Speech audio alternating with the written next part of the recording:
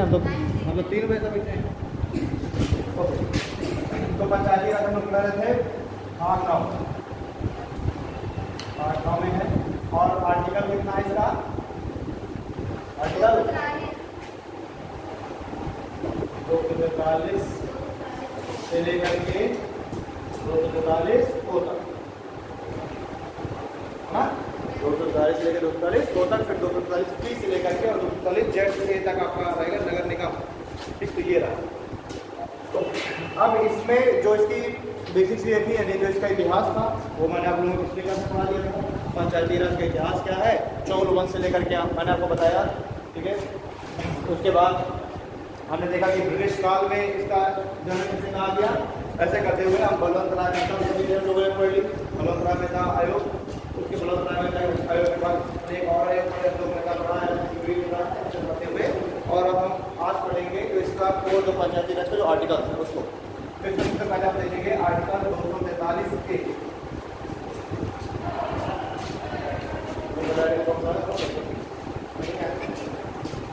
तो इसमें जो लोग नहीं आए थे उस दिन वो 2-3 पेज छोड़ लें, और जो लास्ट क्लास में जो अटेंड किए थे क्लास उनसे फोटो क्लिक कर लें। ठीक है, उसको लिख लेंगे, क्वेश्चन वहाँ से बनते हैं। जो लोग भी नहीं आए थे लोगों से अपना स्टार्ट करेंगे। तो आर्टिकल 243 आर्टिकल 243 कहता है कि प्रत्येक गांव में एक ग्राम पंचायत होगी। आजकल लिखिए, इसको लिखिए, आर्टिकल 243 A। ठीक है, इसमें प्रत्येक ग्राम में एक ग्राम पंचायत होगी।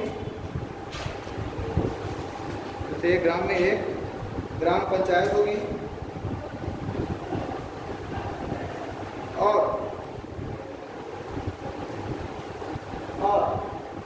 एक ग्राम सभा का गठन किया जाएगा।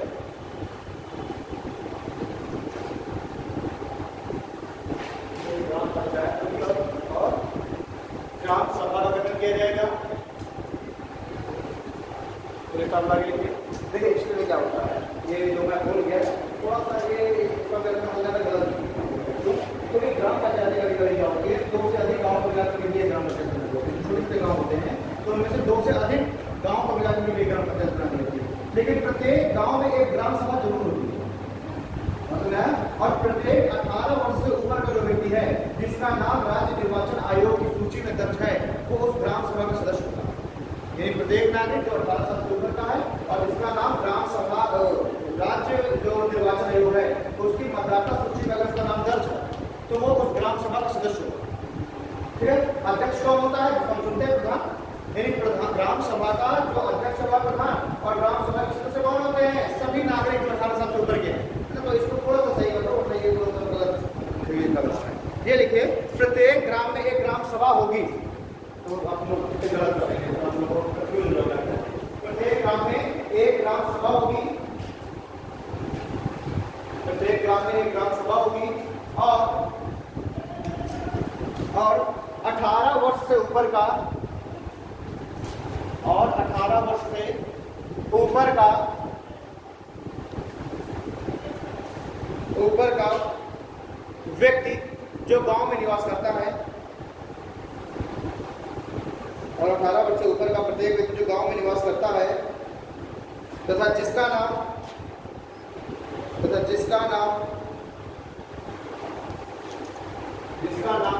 राज्य निर्वाचन आयोग की मतदाता सूची में दर्ज है, तथा जिसका नाम राज्य निर्वाचन आयोग की मतदाता सूची में दर्ज है ग्राम सभा का सदस्य होगा।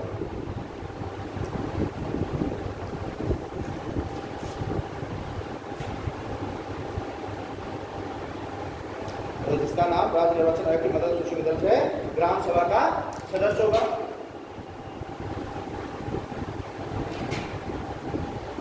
ये हो गया आर्टिकल 243 A। ठीक है, क्या क्या कहा आर्टिकल 243 में कि प्रत्येक ग्राम में एक ग्राम सभा होगी और प्रत्येक व्यक्ति जो 18 वर्ष से ऊपर का है और जिसका नाम राज्य निर्वाचन आयोग की मतदाता सूची में दर्ज है वो उस ग्राम सभा का सदस्य होगा। ये हो गया आर्टिकल 243 A। अब आता है आर्टिकल 243 B। ये कहता है कि जो पंचायतें हैं ये 3 स्तर पर होंगी।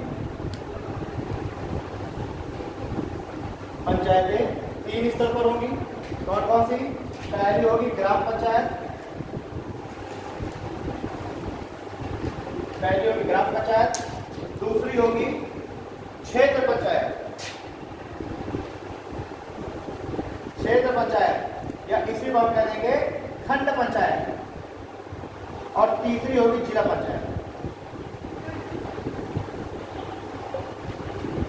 पहली ग्राम पंचायत, दूसरी क्षेत्र पंचायत या खंड पंचायत, और तीसरी जिला पंचायत।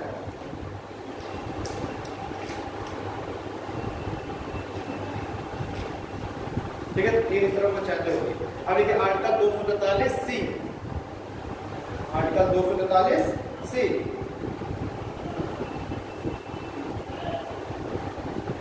देखिए प्रत्येक स्तर की पंचायत का चुनाव प्रत्यक्ष कराया जाएगा। प्रत्येक स्तर की पंचायत का चुनाव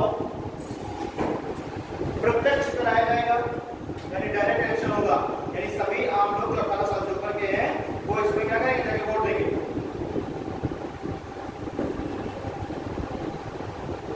ठीक है, तो प्रत्येक स्तर की जो पंचायत है इसका चुनाव कैसा होगा, प्रत्यक्ष होगा, डायरेक्ट इलेक्शन। चाहे ग्राम पंचायत का चुनाव देखें तो भी देखते हैं कि आम जनता ही वोट देती है ना। चाहे खंड पंचायत का चुनाव देखें तो भी आम जनता देती है, जिला पंचायत देखें देखिए जिला पंचायत सदस्य का चुनाव होता है ना, ये उसमें भी आम जनता ही वोट देती है। तो प्रत्येक स्तर की जो पंचायत है उसका चुनाव कैसा होता है, प्रत्यक्ष होता है। जबकि अगर हम राज्य स्तर पे आ जाए तो उसमें विधानसभा का चुनाव तो आम जनता के द्वारा होगा ना, यानी प्रत्यक्ष होगा। और जो विधान परिषद है उसका चुनाव कैसा होता है, इनडायरेक्ट होता है, क्योंकि आम जनता उसमें वोट नहीं देती। ठीक है, उसके बाद आगे देखिए पुरुष टबला के मध्य स्तर, मध्य स्तर मतलब क्षेत्र पंचायत, मध्य स्तर और जिला पंचायत, मध्य स्तर और जिला स्तर की पंचायतों, मध्य स्तर और जिला स्तर की पंचायतों के अध्यक्ष का चुनाव, मध्य स्तर और जिला स्तर की पंचायतों के अध्यक्ष का चुनाव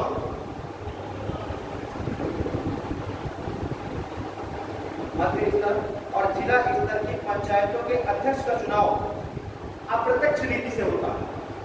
क्या है, मध्य स्तर और जिला स्तर की पंचायतों के अध्यक्ष का चुनाव अप्रत्यक्ष रीति से होता है, अर्थात सदस्य अपने में से ही, अर्थात सदस्य अपने में से ही बहुमत के आधार पर अध्यक्ष को चुनते हैं।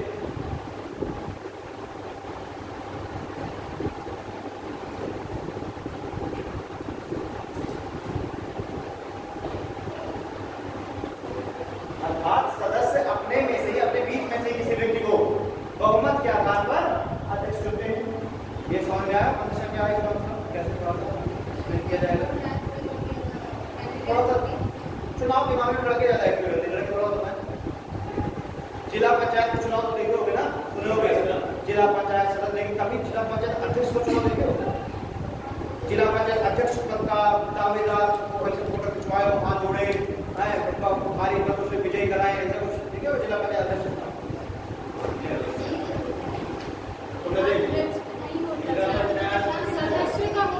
सदस्यों का चुनाव होता है, जिला पंचायत सदस्य का चुनाव होता है, अध्यक्ष का चुनाव नहीं होता।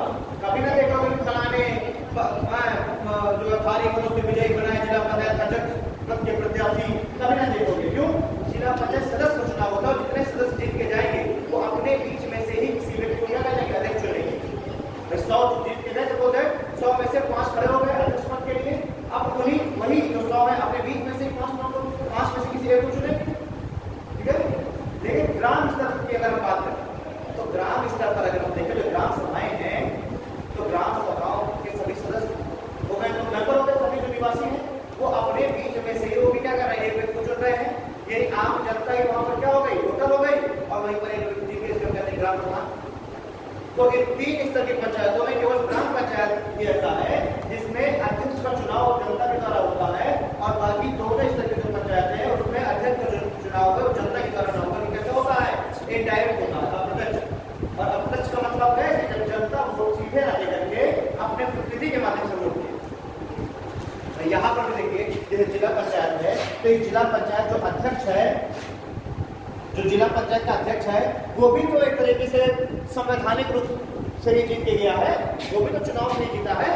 इसको भी देखा जाए तो जनता ने दिया, लेकिन जनता ने डायरेक्ट नहीं दिया, जनता ने डायरेक्ट इसको दिया, सदस्यों को। और सदस्यों को देने का मतलब है कि जनता ने अपना जो गाना जो बिलीव है ना, फेथ है, वो किसको दे दिया? सदस्य। यानी कि अब सदस्य जनता की तरफ से जाकर के वोट देने के लिए एलिजिबल है, तो अब सदस्य जाकर के वोट करेंगे अध्यक्ष को। तो देखा जाएगा इनडायरेक्टली किसके द्वारा चुना गया? जबकि चुना तो जनता ही द्वारा गया, लेकिन जनता ने अपने प्रतिनिधि के माध्यम से चुना। ठीक, सेम ऐसा ही क्षेत्र पंचायत, खंड पंचायत में देखा जाए, जब ब्लॉक प्रमुख कहते हैं, तो ब्लॉक प्रमुख में भी अगर आप देखें तो ऐसे तो होता है, उसमें सदस्य चुने जाते हैं, फिर चुनते हैं अपने बीच में से। लेकिन बस ग्राम पंचायत क्या होता है, ग्राम पंचायत में चुनाव है, कैसा होता है, ये डायरेक्ट चुनाव, इसमें अध्यक्ष डायरेक्ट चुनाता है। यहाँ पर जो अध्यक्ष है वो कैसे चुनाता है? इनडायरेक्ट चुनाता है। नहीं आ रही बात, ठीक है ना? ऐसी जो भी बातें हैं, ठीक है, आप लोग ध्यान रखिए।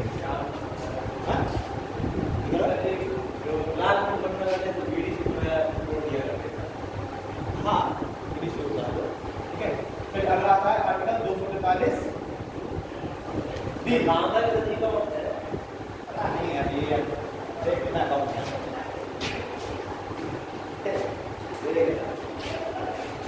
चुनाव दिमाग नहीं जाता, नहीं बताए थोड़ा सा देख लिया ग्राम पंचायत का, जैसे गाँव क्या प्रधान, और उसके बाद जिला पंचायत में अभी जिला पंचायत अध्यक्ष समय को है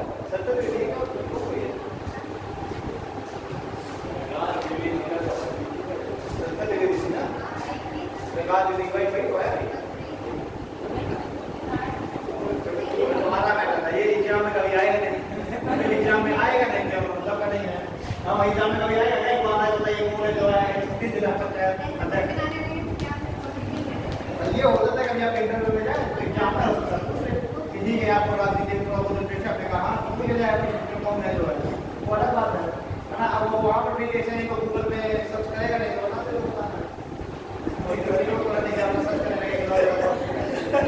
कॉन्फिडेंस बना रही है बिल्कुल, तो ऐसा लगेगा आपको शायद ये है क्वेश्चन नहीं करा, लेकिन कॉन्फिडेंस हम लोग बना कराते हैं। आर्टिकल 243 ठीक है, आर्टिकल 243 क्या होता है?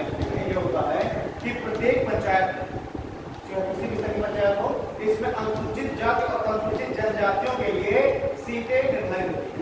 जैसे अगर ग्राम पंचायत का चुनाव देखा होगा तो आपको कहता नहीं है कि इस बार महिला सीट आई है, इस बार बैकवर्ड सीट है, इस बार ना ऐसी सीट है, तो यानी कि हर पंचायत में कुछ सीटें निर्धारित कर दी गई हैं, रिजर्व कर दी गई हैं अनुसूचित जाति और अनुसूचित जनजाति के लिए। देखो आर्टिकल 243 में, ठीक है, प्रत्येक स्तर की पंचायत में, प्रत्येक स्तर की पंचायत में अनुसूचित जाति एवं जनजाति के लिए, अनुसूचित जाति एवं जनजाति के लिए जनसंख्या के अनुपात में, अनुसूचित जाति और जनजाति के लिए जनसंख्या के अनुपात में सीटों का आरक्षण किया गया है। अनुसूचित जाति और जनजाति के लिए जनसंख्या के अनुपात में सीटों का आरक्षण किया गया है और इन आरक्षित सीटों का आरक्षण किया गया और इन आरक्षित सीटों का 1/3 और इन आरक्षित सीटों का 1/3 इस वर्ग की महिलाओं के लिए आरक्षित की गई और आरक्षित सीटों का 1/3 इस वर्ग की महिलाओं के लिए आरक्षित की गई।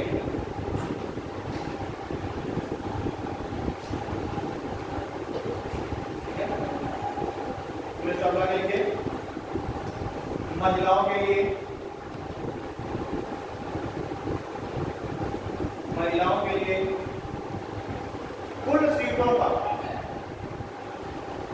महिलाओं के लिए कुल सीटों का 1/3 सदस्य, 1/3 महिलाओं के लिए कुल सीटों की 1/3 सीट आरक्षित की गई। महिलाओं के लिए कुल सीटों का 1/3 सीट आरक्षित करना अनिवार्य है, आरक्षित की गई।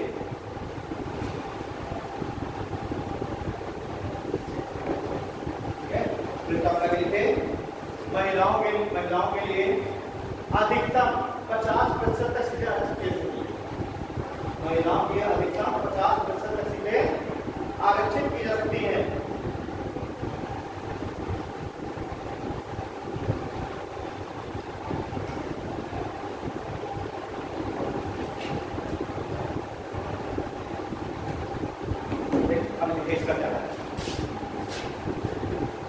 है। मान लीजिए टोटल 100 सीट है किसी पंचायत पंचायत चुनाव हो रहा है, तो उसका टोटल सीटें कितनी है? इन 100 सीटों में 20 सीट एससी है ना, 10 सीट एसटी और मान लेते हैं 70 सीटें बची वो अलग ही कर देते हैं, ठीक है ना। तो एससी और एसटी के लिए भी सीटें आरक्षित कर दी गई, ठीक। अब क्या कह रहा है कि इस ग्रुप में एससी और एसटी ग्रुप में भी उन जो ग्रुप है उनकी महिलाओं के लिए भी 103 सीटें आरक्षित की जाएगी। यानी कुल सीटें एससी के लिए कितनी है? 20। तो इस 20 की 1/3 यानी कि कम से कम 7 सीट तो एससी वुमेन्स के लिए ही होंगी। क्या सुनना है? एससी के लिए कुल सीटें कितनी है? एससी के लिए कुल सीटें हैं 20। 20 में से जो एससी ग्रुप की महिलाएं हैं उनको कितनी सीटें आरक्षित हैं? 7। यानी 20 में से 7 सीटों पर तो एससी महिला ही खड़ी होगी और बाकी की जो 13 सीटें बची उसमें महिला भी खड़ी हो सकती है और पुरुष भी खड़ा हो सकता है।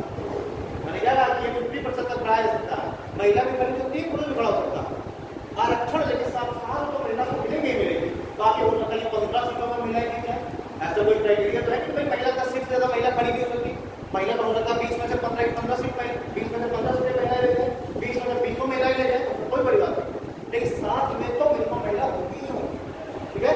ऐसे ही एसटी के लिए भी 1/3 सीटें हैं वो एसटी महिलाओं के लिए, तो इसकी 1/3 मान लेते हैं 4 सीटें, फिर कम से कम 4 सीटों तो में तो एसटी महिला ही होगी, बाकी जनरल के लिए कोई भी हो जाएगी तो ठीक है। लेकिन वही ये क्या कह रहा है, ये कंडीशन तो होनी चाहिए एससी एसटी के लिए सीटें तो आरक्षित हो और उनमें महिलाओं के लिए भी 1/3 हो एससी एसटी ग्रुप की, लेकिन कुल जो सीट है इन कुल सीटों की भी 1/3 महिला होनी चाहिए।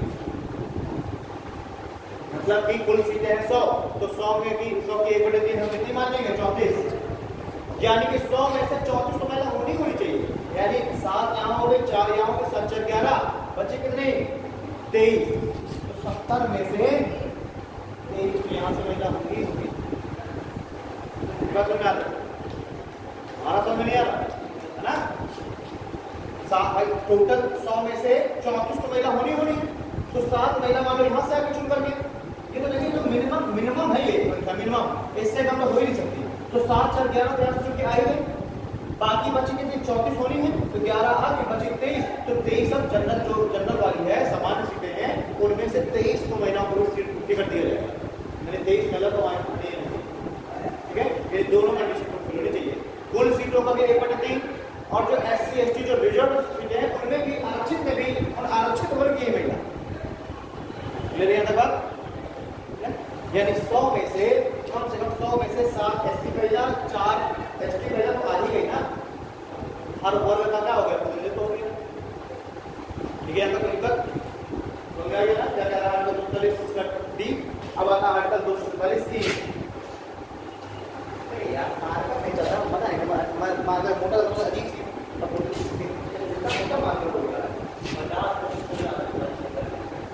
अधिकतम 50% तक किया जा सकता है। 3 राज्य हैं अभी वर्तमान में, राजस्थान, मध्य प्रदेश और बिहार। इन 3 राज्यों में 50% सीटें आरक्षित कर दी गई, कंपल्सरी कर दी गई। जैसे अभी उत्तर प्रदेश में 33% सीटें कंपल्सरी, यानी 33% तो महिलाएं होंगी, लेकिन ये भी लिखा हुआ है 243D में कि अगर राज्य चाहे तो राज्य अधिकतम कितनी तक सीटें बढ़ा सकता है? 50% तक, यानी आधी सीटें महिलाओं के लिए आरक्षित कर सकते हैं। 100 में से 50 सीटें कर सकता है महिलाओं के लिए। कौन कौन से राज्य में अभी तक हो चुकी है? एमपी में, बिहार में और राजस्थान में। 3 राज्य ऐसे हैं जो 33% वाली कैटेगरी से ऊपर निकलते हैं, 50% सीटों में महिलाओं के लिए आरक्षित करते हैं, ठीक है। अब आता है आपका 243D, ये बात करता है पंचायतों का कार्यकाल कितना होगा। तो पंचायतों का कार्यकाल होता है 5 ईयर्स ना, पंचायतों का कार्यकाल कितना है? 5 साल। और कहा जा रहा है कि अगर किसी भी स्तर की कोई पंचायत कार्यकाल से पूर्व भंग हो जाती है तो 6 माह के भीतर उसका नया चुनाव संपन्न कराया जाएगा और वो उतने समय के लिए ही चुनाव होगा जितना कार्यकाल शेष बचा। मान लीजिए कोई पंचायत अभी गठित हुई और वो 3 साल के बाद ही क्या हो गई, फिर तो पंचायत क्या हो गई? विकसित हो गई, है ना? फिर तो क्या विकसित हो गई। तो अब क्या होगा, क्योंकि 2 साल अभी बचे हैं 5 साल पूरे होने में, तो अब 6 माह के अंदर 6 माह के अंदर अंदर अब क्या किया जाएगा, नई पंचायत गठित की जाएगी और ये जो नई पंचायत है वो कितने समय के लिए कार्य करेगी, बचे हुए समय के लिए, यानी 1.5 साल बचा है ना भाई। 3 यहाँ निकलते 6 माह चुनाव होने निकलते 1.5 साल के लिए। लेकिन यही अगर ये जो पंचायत है ये मान के चलिए ये समाप्त हो रही है 4 साल 6 माह, ये कब समाप्त हो रही है, 4 साल 6 माह में, तो क्या अब यहाँ पर चुनाव कराए जाएंगे, यहाँ पर चुनाव कराए जाएंगे बचे हुए कार्यकाल के लिए? नहीं, क्योंकि भाई 6 माह का ऑलरेडी समय दिया ही जा रहा है ना। क्या कहा जा रहा है, कोई भी जो पंचायत है वो 6 माह तक ऑटो मैनेजमेंट में चलती है बिना चुनाव के, है ना, विकसित होगी तो 6 माह तक चलती है, लेकिन 6 माह के भीतर भीतर चुनाव कराने पड़ेंगे। तो अगर समय बचा, समय केवल 6 माह का बचा है तो फिर क्यों यार नया चुनाव कराया जाए, तो भाई 6 माह तो जब ऐसे ही जब वोट रह सकती है तो फिर नया चुनाव कराएंगे हम, है ना। तो कोई अगर पंचायत समय से पहले विकसित हो जाती है तो शेष बचे हुए कार्यकाल के लिए नए पंचायत चुनाव कराए जाएंगे और वो बचे हुए कार्यकाल के लिए ही चुनाव होगा।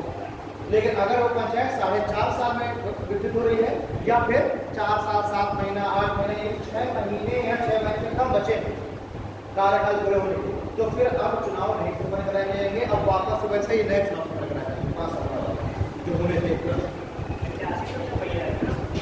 प्रत्याशी मर गया तो उनको कोई नहीं खड़ा हो सकता ना भाई, मान लीजिए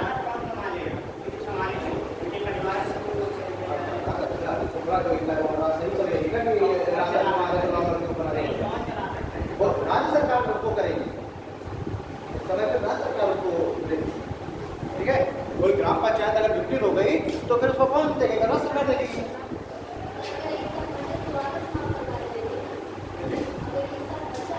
मैं क्या कह रहा हूँ, 6 माह चलाता है बचा, 6 माह से 1 महीना भी ज्यादा बचा, अगर 7 महीना ही बचा है तो नए चुनाव कराए जाएंगे, अरे उसे 1 महीने के लिए पंचायत बने, लेकिन अगर 6 माह कम बचे तो अपने चुनाव कराए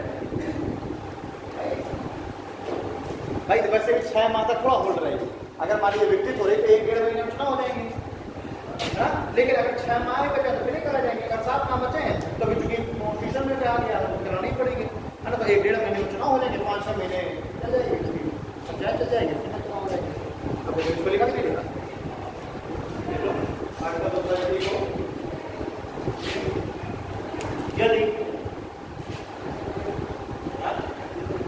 लिख लिया, पहले ये लिखे कार्यकाल, देखो पंचायत का कार्यकाल 5 वर्ष होता है, पंचायत का कार्यकाल 5 वर्ष होगा, तो फॉर्मूला के लिए यदि कार्यकाल से पूर्व पंचायत भंग हो जाए तो, यदि कार्यकाल से पूर्व पंचायत भंग हो जाए तो नए पंचायत का चुनाव भंग हो जाए तो नए पंचायत का चुनाव 6 माह के भीतर कराया जाएगा, नए पंचायत का चुनाव 6 माह के भीतर कराया जाएगा और नई पंचायत शेष कार्यकाल के लिए चुनी जाएगी और नई पंचायत शेष कार्यकाल के लिए चुनी जाएगी, ठीक है। यदि पंचायत 4.5 वर्ष में या उसके बाद विकसित होती है, यदि पंचायत 4.5 वर्ष में या उसके बाद विकसित होती है तो, यदि पंचायत 4.5 वर्ष में उसके बाद विकसित होती है तो चुनाव नियत समय में ही कराए जाएंगे, तो चुनाव नियत समय में ही कराए जाएंगे।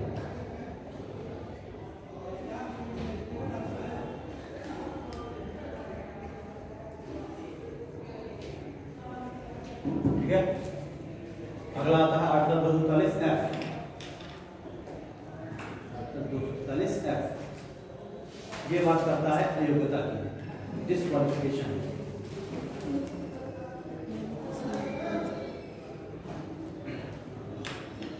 चलो हम लोगों ने आर्टिकल स्टार्ट कर देना जरा, ये चीज़ें सुन लो। पंचायतों में दो तरीके के प्रावधान है, समझिएगा। पंचायतों को ये संवैधानिक दर्जा दिया गया, यहाँ पर इनके लिए दो तरीके के प्रावधान किए गए। एक तो ऐसे प्रावधान है जो कि क्या होंगे, जो कि राज्यों के लिए अनिवार्य होंगे, अनिवार्य प्रावधान। मैंने आपको बताया था जब पंचायतों को संवैधानिक दर्जा मिला था तो उसके बाद राज्यों को छूट भी दी थी कुछ, नहीं तो नहीं है, जब हर राज्य को पंचायत गठित करनी होगी। पहले भी पंचायतें उसका सब्जेक्ट होगा ना, डीपीएसपी का, पहले पंचायतें डीपीएसपी का सब्जेक्ट थी, और जब डीपीएसपी का सब्जेक्ट थी, इसका मतलब है कि अगर कोई राज्य चाहे तो पंचायत का गठन करे और राज्य अगर चाहे तो ना करे, ठीक है। तो सबसे पहले किस राज्य ने पंचायत का गठन कर दिया, राजस्थान में, और राजस्थान का जो नागौर जिला है उसमें पहले जो है पंचायत का गठन कर दिया गया।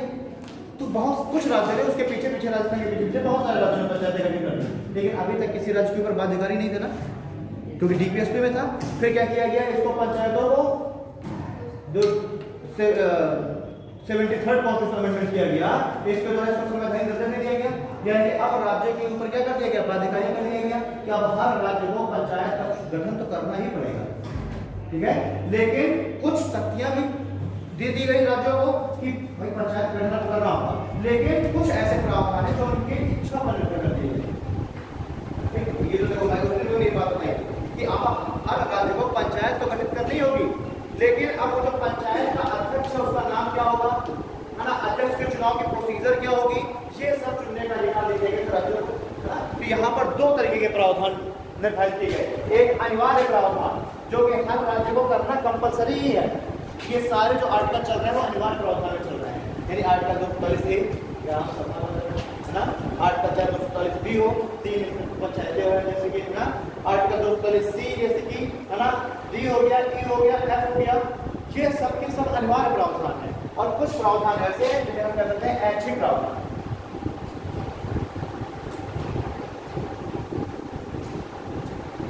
ये अनिवार्य है, राज्यों के ऊपर क्या कंपलसरी है, और कुछ प्रावधान अभी आगे आएंगे जो कि ऐच्छिक होंगे, जो राज्यों के ऊपर अनिवार्य नहीं होंगे, राज्यों की इच्छा पर निर्भर करेंगे। तो वाटर लिया ना, देखा तो नहीं है, नमक लगा वहाँ अभी चल रहा है, हाँ कल उत्तर रहा है, वो बढ़िया उत्तर भी लगा और क्लास में पानी नहीं रखे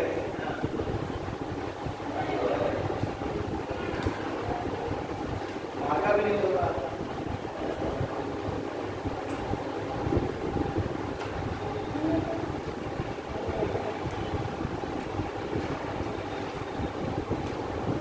ठीक है, तो 243 जो है वो क्या बात करेगा, डिस्क्वालिफिकेशन की निर्योग्यता की। निर्योग्यता में क्या हो जाएगा, जैसे मान लीजिए अगर कोई व्यक्ति है वो अगर राज्य विधानसभा के चुनाव के लिए अगर निर्योग घोषित कर दिया गया, तो मान लीजिए राज्य निर्वाचन आयोग है उसने किसी व्यक्ति को निर्योग घोषित कर दिया कि वो व्यक्ति विधानसभा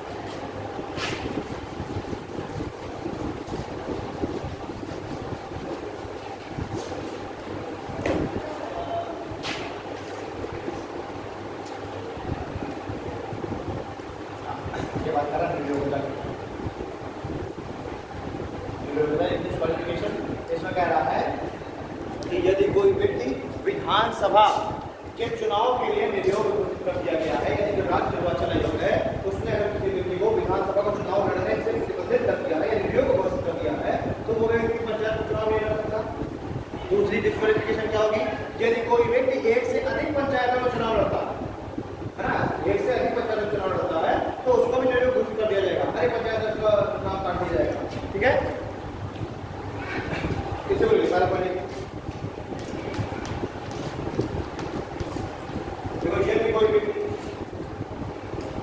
यदि कोई व्यक्ति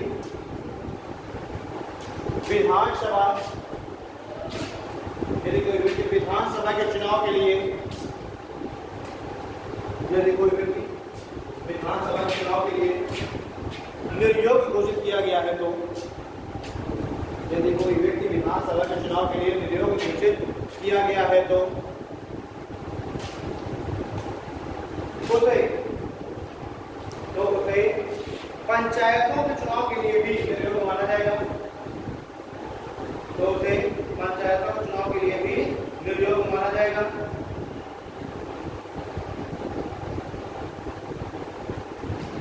उसे पंचायत के चुनाव के लिए भी निर्योग्य माना जाएगा। सबसे पढ़िए, यदि कोई व्यक्ति एक से अधिक पंचायत क्षेत्र में, यदि कोई व्यक्ति एक से अधिक पंचायत क्षेत्र में चुनाव लड़ेगा, यदि कोई व्यक्ति एक से अधिक पंचायत क्षेत्र में चुनाव लड़ेगा, तो वह भी अयोग्य घोषित कर दिया जाएगा। यदि कोई व्यक्ति एक से अधिक पंचायत क्षेत्र में चुनाव लड़ेगा, तो वह भी अयोग्य घोषित कर दिया जाएगा।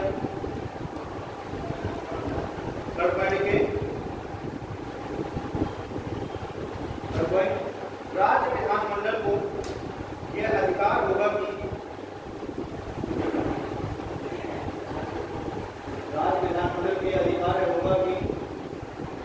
वह योग्यता तथा अयोग्यता के लिए,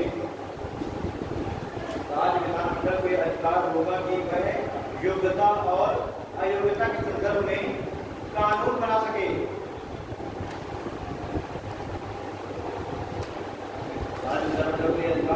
योग्यता और अयोग्यता के संदर्भ में कानून बना सके, शर्तों का निर्धारण कर सके ना, जो भी कंडीशंस हैं वो सब कौन बनाएगा? राज्य विधानमंडल। पंचायत चुनाव में कौन व्यक्ति अयोग्य है, कौन योग्य है, कौन लड़ सकता है, कौन नहीं लड़ सकता है, इसका निर्धारण कौन करेगा? राज्य निर्वाचन है। जो विधायक होते हैं, विधायक का चुनाव कौन कराएगा? केंद्र निर्वाचन आयोग या राज्य विधायक करेगा।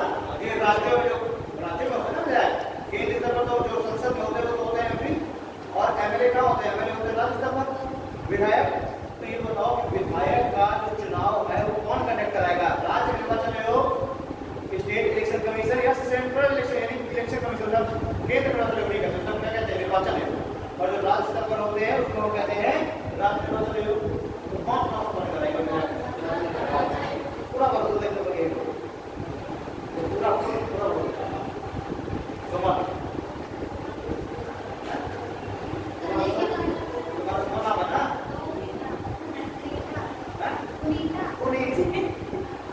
इसलिए रेगुलर आया करो, अक्सर जो है नाम भूल गया मैं, रेगुलर आया करो, रेगुलर आती थी नाम कितना भैया? तुम्हारा क्या नाम है? तुम लोग कोमल, दोनों क्या नाम था? Shekhar,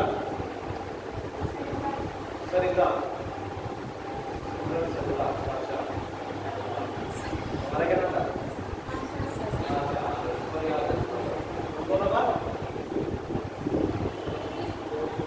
speak loud. रोशनी, कौन दोनों रोशनी बोल रही? नहीं तो रोशनी, ठीक है। रघुवर Singh,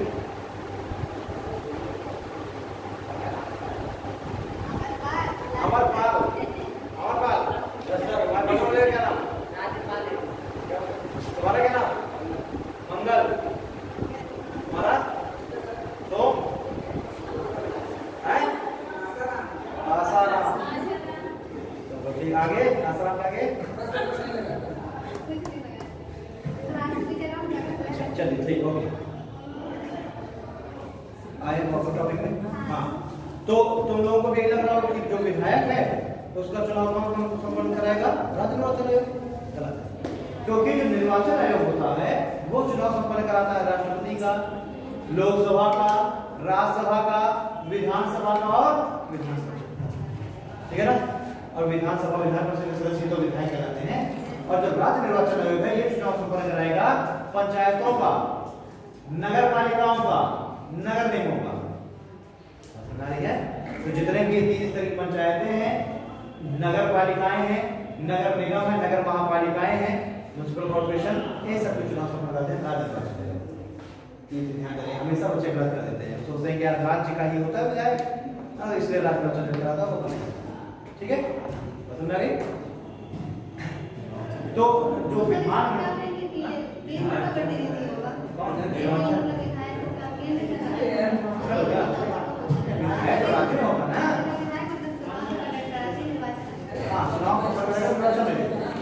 president, vice president, MP और एमएलए इनका चुनाव संपन्न कराएगा इलेक्शन कमीशन। ठीक है, अब आगे इलेक्शन कराएगा पंचायतों का, है ना, जिला पंचायत, ग्राम पंचायत, तालुक पंचायत और नगर पालिकाओं का, नगर परिषद। ये बात राज्य विधानमंडल इस शर्तों का निर्धारण करेगा कि कौन व्यक्ति योग्य होगा कौन नहीं होगा। अच्छा यहाँ पर एक चीज और, 21 वर्ष की जो आयु है उसको पंचायती चुनाव के हम क्या योग मानेंगे, निर्योग मानेंगे? योग। ठीक है, जो 21 वर्ष की आयु का व्यक्ति भी पंचायती चुनाव में खड़ा हो सकता है। ठीक है, वोटिंग राइट पर 18 साल मिलती है, चुनाव लड़ने के लिए कितनी उम्र होनी चाहिए? 21 वर्ष। ठीक है, लोकसभा चुनाव लड़ने के लिए कितनी होनी चाहिए? 25 वर्ष। राज्यसभा के लिए 30 वर्ष, विधानसभा के लिए 35 वर्ष, विधानसभा में 35 वर्ष, विधान परिषद में 40 वर्ष। लोकसभा का छोटा भाई है राज्यसभा, विधानसभा 25 वर्ष। लोकसभा का छोटा भाई कौन है? विधानसभा। और राज्यसभा का छोटा भाई विधान परिषद। तो लोकसभा में 25 वर्ष तो विधानसभा में 25 वर्ष, राज्यसभा में 30 वर्ष तो विधान परिषद में 30 वर्ष। विधानसभा विधान परिषद पता नहीं क्या होता है, मुझे तो तुम दोनों लोग अकेले बैठे थे, मैंने पढ़ाया था ये, मुझे लग रहा है। हाँ तो तुम दोनों क्या है? विधानसभा विधान परिषद कौन चिड़िया का नाम? लोकसभा और राज्यसभा क्या है?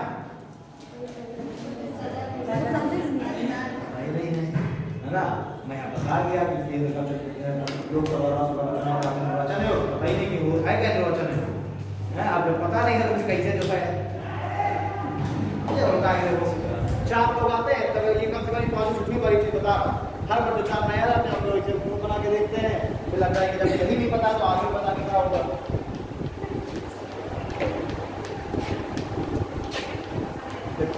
सबसे पहले हम देखते हैं स्टेट, राज्य का पूरा मतलब जैसे कि आम जनता को छोड़ गई, बाकी सब क्या हो जाएगा? राज्य में आ जाए, सरकारें हो गई, सब क्या है? स्टेट।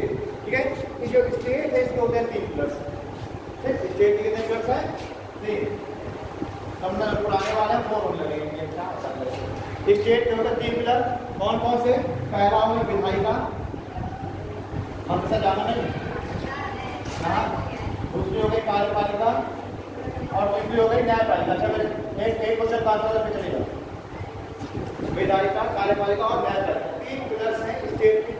ठीक है, अब इन तीनों के अलग अलग काम, ये हम बात कर रहे हैं पूरा देश के स्तर पर, केंद्र तक बात कर रहे हैं। 3 अंग है, विधायिका, कार्यपालिका, न्यायपालिका, तीनों के अलग अलग काम। जैसे कि जो विधायिका है इसका क्या काम? विधायिका इंग्लिश में बोलेंगे लेजिस्लेचर। लेजिस्लेचर क्या काम है विधायिका का? विधायिका का काम है कानून बनाना, कानून का निर्माण। जो पढ़ चुके को भी नहीं बता पा रहे। विधायिका का काम है कानून का निर्माण करना, मेकिंग ऑफ लॉ। जो भी कानून बनाना है, संविधान में संशोधन करना है, संविधान में कुछ लिखना है, कौन करेगा? विधायिका। ठीक है, कार्यपालिका इसका लगता है एग्जीक्यूटिव, यानी एक्सक्यूट करना किसी कानून को। ये क्या करेगा? कानून को लागू करना। इसने कानून बनाया, इसने उस कानून को अप्लाई करा दिया, लागू करा दिया। ठीक है, आपने कोई रूल बनाया, कोई कानून बनाया, अब उसको लागू कराएगी वाली संसद ने कोई बनाया, कानून बनाया, अब कानून बन करके आगे सरकार के पास लाइए, उसको क्या कराइए, समाज में लागू कराइए। तो राज्य जो है वो लागू कराएगी। अब नहीं मान रहा है तो पुलिस तुमसे जबरदस्ती लागू कराएगी, समझ रही ना। तो इसका काम क्या है, इसका काम है कानून को लागू कराना। और जो न्यायपालिका इसका काम क्या है, इसका काम है इनकी जांच करना। ठीक है, न्यायपालिका ने जो कानून बनाया है, न्यायपालिका जो कानून को लागू कर रही है उसकी जांच करना, इसका क्या करना है, रिव्यू करना, पुनरावलोकन करना, है ना, देखना कि कहीं न्यायपालिका संविधान के अगेंस्ट जाके तो कोई कानून नहीं बना रही, या कार्यपालिका कहीं संविधान के अगेंस्ट जाके तो कोई कानून लागू नहीं कर रही। ये किसका दायित्व है, पता नहीं। तो ये जिस कानून को लागू बना रही है वो संविधान के अनुरूप है कि नहीं, ये जिसे लागू कर रही है ये संविधान के अनुरूप है कि नहीं, इसकी जांच कौन करेगा, न्यायपालिका जुडिशरी। ठीक है, इसका काम है जांच करना। और अगर इन्होंने कोई कानून संविधान के अगेंस्ट जाके बनाया है, संविधान के विरुद्ध जाके, तो उसको तुरंत क्या करते हैं, न्यायपालिका रोक करती है, उसको निरस्त कर देगी। समझ में? अब ये जो विधायिका है, ये विधायिका काम है कानून बनाना, और कानून जो संस्था बनाएगी, संस्था जो कानून बनाएगी उस संस्था को हम कहते हैं संसद। कानून बनाएगा किसका, लेजिस्लेचर का, और जो संस्था ये कानून बनाएगी उसको हम क्या कहेंगे, संसद यानी पार्लियामेंट। ठीक है, और जो संसद यानी जो पार्लियामेंट है, इस पार्लियामेंट के लिए क्या है, दो उसका बेटा जो बोलते हैं पर इसमें होता नहीं पार्लियामेंट। ठीक है, तो संसद पार्लियामेंट के लिए क्या हो गए, दो कौन कौन, लोकसभा और राज्यसभा। ठीक है, तो एक्चुअली में क्या है कि संसद क्या करती है, कानून को बना रही है संसद, और कानून बनाने में इसकी जो दो अंग है, लोकसभा और राज्यसभा, ये कानून बनाते हैं, और ये किसके अंतर्गत है, लेजिस्लेचर के, इस तरह के विधेयक का कानून। इसलिए कानून कहाँ बना, संसद तो बिल्डिंग का नाम, हम कहते हैं संसद उस बिल्डिंग का नाम है जहाँ पर ये लोकसभा और राज्यसभा ये इधर के लोगों में लोकसभा, इधर के लोगों में राज्यसभा। तो ये कमरा क्या होता है, पार्लियामेंट, लोकसभा, राज्यसभा। लोकसभा में सदस्य ज्यादा होते हैं, लेकिन सदस्य ज्यादा है, राज्यसभा में कम होते हैं, लेकिन कम होते हैं ना। तो लोकसभा और राज्यसभा के सिलसिले में कोई कानून लाने, जैसे कोई प्रस्ताव लाया गया लोकसभा में, तो उस प्रस्ताव को लोकसभा पास करेगी, फिर उस प्रस्ताव को राज्यसभा पास करेगी, और जब ये प्रस्ताव जब चल रहा है, सब बहस चल रही है, तब ये प्रस्ताव कहलाएगा बिल, बिल कहलाएगा, यानी कि विधेयक कहलाएगा। जब क्या चल रही है, चर्चा चल रही है, डिबेट चल रही है, लोकसभा में डिबेट चल रही है, बिल, लोकसभा में पास होकर पहुंच गया राज्यसभा, तो निकल क्या आ रहा, बिल, विधेयक। और जब यहाँ से और यहाँ से दोनों जगह में पास होकर के इन दोनों जगह में पास हुआ, और कहाँ पहुंच गया, प्रेसिडेंट के पास पहुंच गया, तो प्रेसिडेंट के टेबल पर रखा तो क्या करेगा, बिल। और जैसे ही प्रेसिडेंट ने इस बिल पर क्या कर दिए, साइन कर दिए, ये तुरंत कहलाएगा एक्ट, यानी अधिनियम। ठीक है, अब ये अधिनियम जो है, यही तो अधिनियम है, यही है कानून, लिखा नहीं है कानून का निर्माण, है ना। तो अधिनियम जहाँ बन गया तो इसका मतलब क्या है, विधायिका काम हो गया पूरा। और ये जो अधिनियम बना था, ये अधिनियम भेज दिया जाएगा कार्यपालिका के पास कि भाई अब इस अधिनियम को आम जनता से फॉलो कराइए, है ना। तो अब जो आम लोगों की भाषा में इसी को हम बोल देते हैं सरकार, गवर्नमेंट।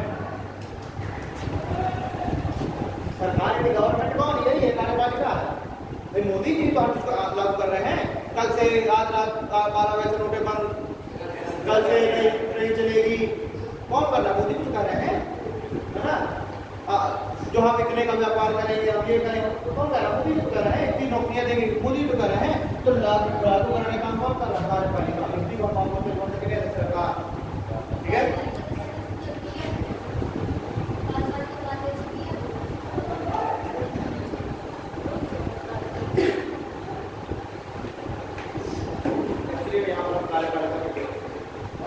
कार्यपालिका का जो अध्यक्ष वो कहलाता है राष्ट्रपति, क्योंकि सारी कार्यपालिकाई शक्तियां, सारी एग्जीक्यूटिव पावर किसके हाथ होती है, राष्ट्रपति के। मैंने प्रेजेंट पढ़ा था, मैं बताया, सारी कार्यपालिकाई शक्तियां आर्टिकल 74 क्लॉज 1 ध्यान करो, आर्टिकल 74 क्लॉज 1 लिखा है कि समस्त कार्यपालिकाई शक्तियां राष्ट्रपति में निहित होती है, और राष्ट्रपति के कार्य में मदद करने के लिए एक मंत्रिपरिषद होता है, और उस मंत्रिपरिषद का प्रधान कौन होता है,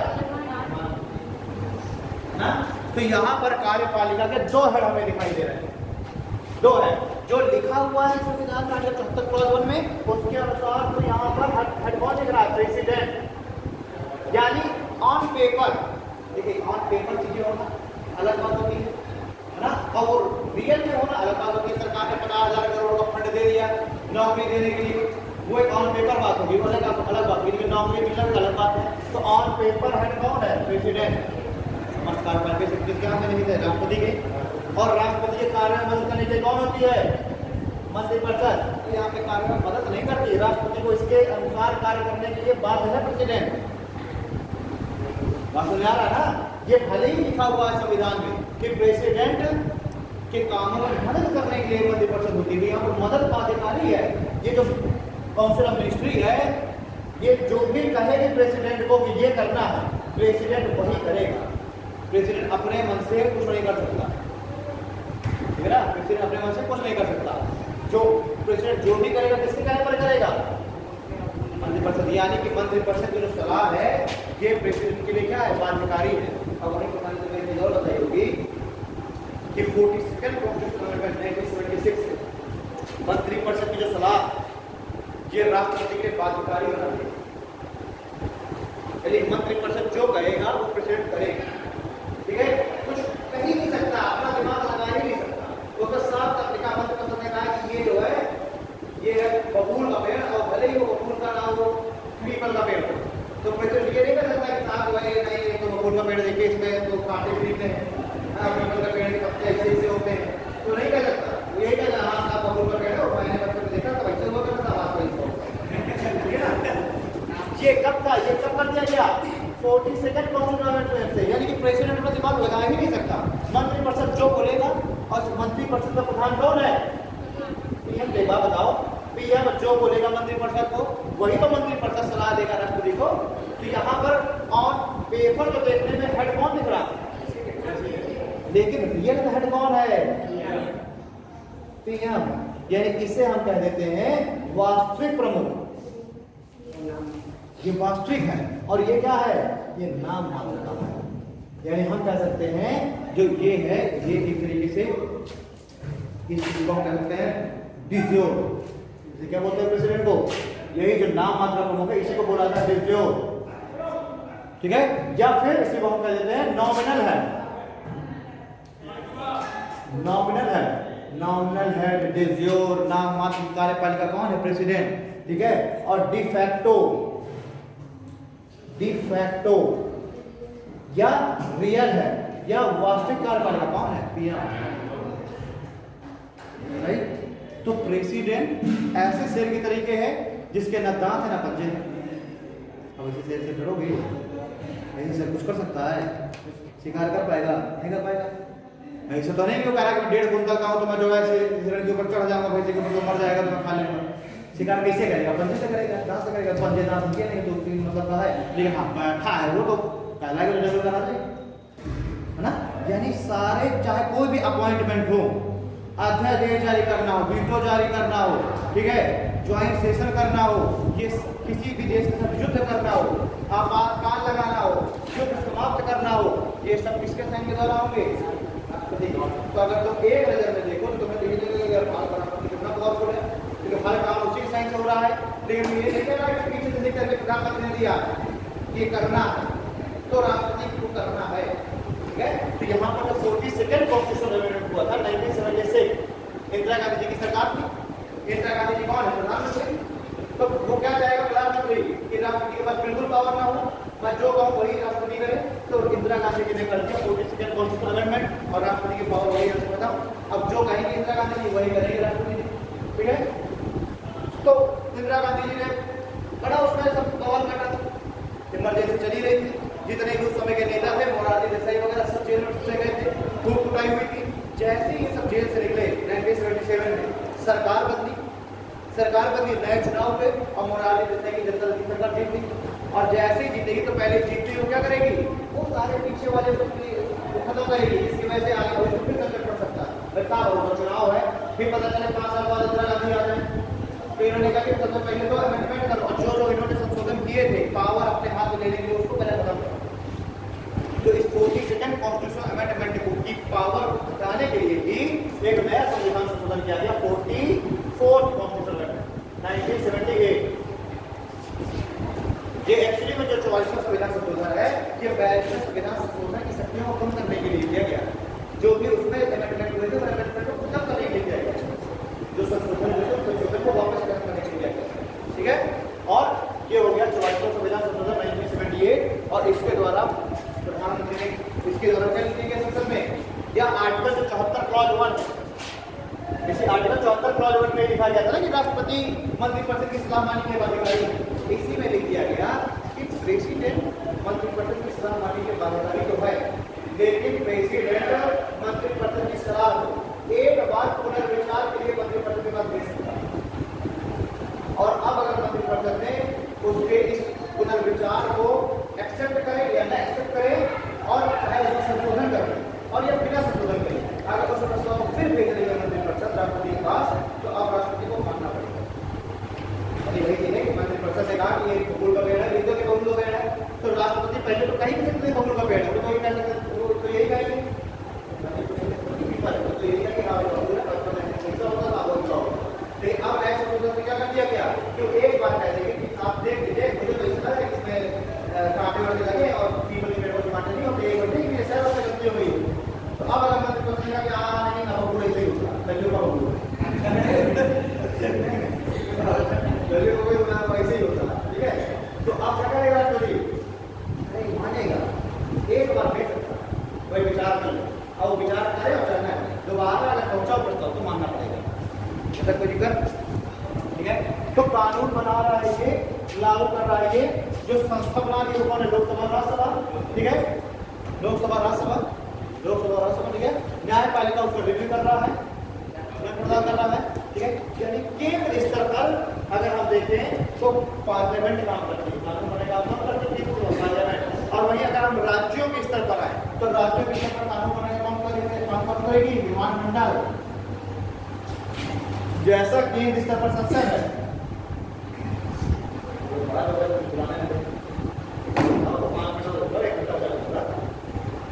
जैसे केंद्र स्तर पर संसद है वैसे राज्य स्तर पर कौन है, विधानमंडल।